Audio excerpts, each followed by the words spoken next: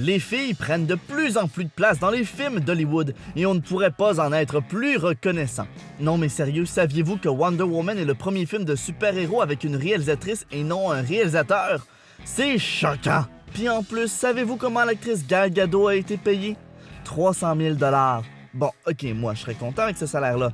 Mais Henry Cavill, qui jouait Superman dans L'Homme d'Acier, a été payé 14 millions! J'en reviens pas. Il est plus que temps de briser tous les stéréotypes et les inégalités face au genre. Alors aujourd'hui, c'est complètement révolté que Topsicle Cinéma vous présente 11 héroïnes qui détruisent les stéréotypes. Tiens, prends ça le patriarcat! D'ailleurs, ouvrez l'œil pendant la vidéo, on a caché cet astronaute quelque part. Dites-nous quand vous la verrez. Révolte et indignation quand les fans de Star Wars se sont aperçus que les personnages principaux du 7e épisode étaient une fille et un noir. Wesh! Dégueu! Cessez! L'homme blanc hétéro est menacé! Bon, une fois que les gens fermés d'esprit ont fini par se taire, on a pu découvrir Rey, un personnage principal surprenant, fort, entêté et surtout très attachant. Bon, ok, tout ce qu'elle entreprend est super facile pour elle, genre elle maîtrise le sable laser du premier coup, elle a juste à essayer 3 fois pour réussir à hypnotiser un garde, mais je suis sûr qu'on aura des réponses dans l'épisode 8. En attendant, Rey nous montre qu'une fille n'a pas nécessairement besoin de se faire sauver. Mais lâche-moi! Faut pas rester là! Pas la peine de me tenir la main, je sais courir! En même temps, même si elle détruit les stéréotypes sur les filles, elle en perpétue d'autres. Pourquoi t'es si pressé, voleur? Quoi? Pourquoi voleur? Ouais, juste parce qu'il est noir, c'est un voleur? Raciste? Le film Mad Max nous présente une femme du tonnerre avec le personnage de Furiosa, qui est non seulement quelqu'un de complètement badass, mais est aussi une personne handicapée mais en pleine possession de ses moyens. Et à un certain moment donné, elle apprend une très mauvaise nouvelle. On vous dit pas quoi pour pas vous gâcher la fin, mais on se contente de vous dire que c'est une nouvelle qui scrape pas mal sa journée. Si ça avait été une princesse de Disney, Furiosa serait probablement allée se coucher sur son lit pour pleurer. Que nenni! Elle lance plutôt le classique cri de rage autrefois réservé aux personnages masculins. Vas-y Furiosa, laisse sortir les méchants! Elle a beau être entourée de garçons, Hermione, c'est elle qui mène. C'est la boss, la leader, le cerveau, l'opération. Hey, Colin, la série aurait dû avoir son nom. Harry aurait jamais rien fait sans elle. La pierre philosophale, c'est elle. Trouver la chambre des secrets, encore elle. Sauver le prisonnier d'Azkaban, encore Hermione. Bref, vous comprenez le principe. Et on vous rappelle que Hermione, c'est la seule qui intimide Drago Malfoy. Oh, maudit que je t'aime, Hermione. On en avait déjà parlé dans notre vidéo sur les mamans géniales, juste ici, mais on va en reparler parce qu'on aime trop cette scène. C'est pas évident d'être une femme noire, et ça l'était encore moins dans les années 60. Alors quand on est une scientifique noire à la NASA, ça peut surprendre, il faut combattre les préjugés. On effectue les calculs mathématiques qui sont nécessaires au lancement et aux rentrées des engins spatiaux.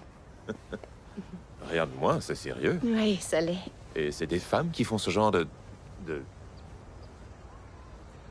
Non, ce n'est pas ce que j'ai voulu dire.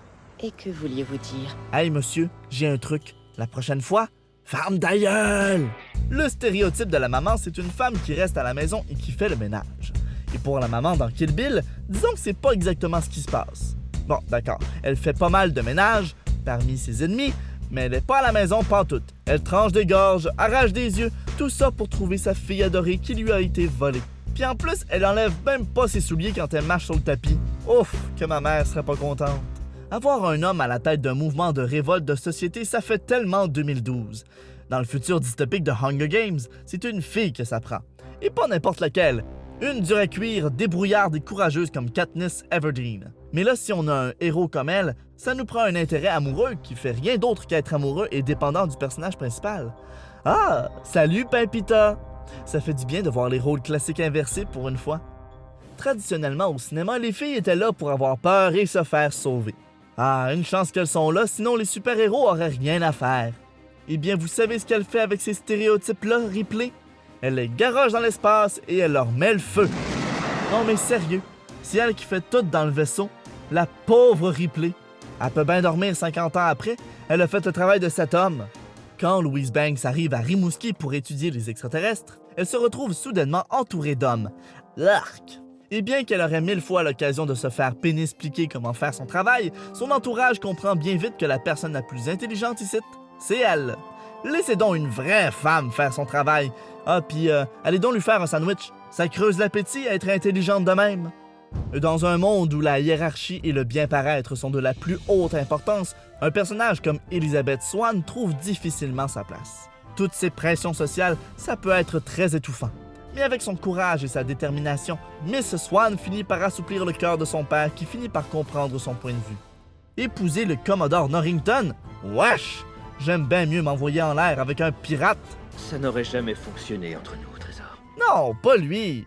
Non, le forgeron. C'est un pirate. Ah, et puis il faudrait le mentionner, Elizabeth finit par devenir roi des pirates. Si ça, c'est pas détruire les stéréotypes, je sais pas ce que c'est. Étant élevée que par des femmes et n'ayant jamais vu de zizi de sa vie, Diana, alias Wonder Woman, est une femme exceptionnelle. Elle est puissante, agile, intelligente et maîtresse de son propre destin. Et quand elle voit de quoi sont habillées les femmes de Londres, elle comprend juste pas comment elles font pour se battre là-dedans. Enfin, une fille qui le dit que c'est pas pratique des robes. Quoique, son attirail de guerre est pas super pratique non plus. Ouais, ça ne fonctionnera pas. Voulez-vous bien déposer l'épée? Pas du Elle tout. jure avec votre tenue. Tout à fait. Tuer les méchants, c'est une job de gars. Du moins, quand on regarde la trilogie du Seigneur des Anneaux, c'est ce qu'on pourrait croire. Entre Legolas et Gimli qui se font des décomptes de morts, Ça ne compte quand même que pour un! et avec Aragorn qui affronte Nazgûl et Troll, faut dire que Éowyn, fille de Théoden, se fait discrète. Après tout, le travail d'une femme, c'est de garder le village. Mais qu'à cela ne tienne, Éowyn a trouvé le travail qu'aucun gars n'aurait pu accomplir. Je ne suis pas un homme. Si Nazgûl avait eu une mâchoire, elle serait probablement tombée par terre. Les personnages féminins sont tellement plus cool, je trouve, pas vous? En tout cas, nous, on en veut plus. Dites-nous donc dans les commentaires qui est la plus cool d'entre toutes. Et aussi, avez-vous trouvé l'astronaute? Un petit oiseau me dit que c'était Mae Jemison, la première femme noire à être allée dans l'espace. Eh bien, on en apprend tous les jours, hein? D'ailleurs, j'ai pas un rendez-vous sur la Lune, moi. Ah, ben oui. Allez hop, je file dans ma fusée. Salut!